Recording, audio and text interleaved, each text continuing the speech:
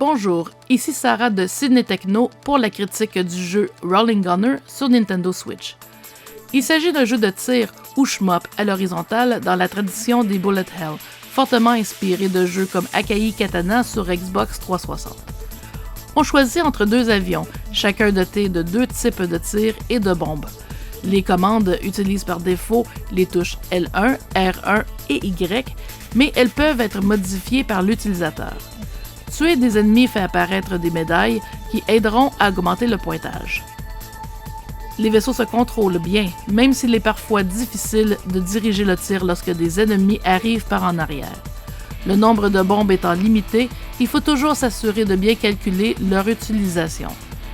Les combats contre les boss utilisent toujours une même structure de bataille en deux parties, où l'on bat une première moitié du boss avant d'affronter sa seconde moitié, ce qui diminue un peu la variété du jeu.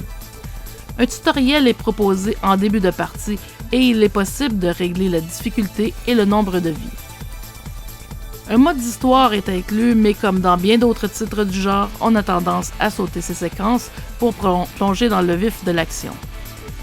En pleine partie, le jeu roule bien, mais les cinématographiques sont un peu saccadés. On saura bien pardonner ce défaut puisque Rolling Gunner a été créé par une petite équipe de développeurs amateurs de 6 personnes seulement.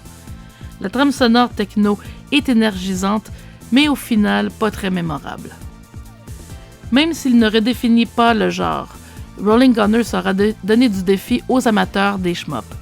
Ce jeu est disponible en numérique sur le eShop de Nintendo pour 24,99$ à un prix élevé comparativement à d'autres titres du genre comme Ikaruga ou Lightning Force. Merci d'avoir été à l'écoute et à bientôt pour une autre critique.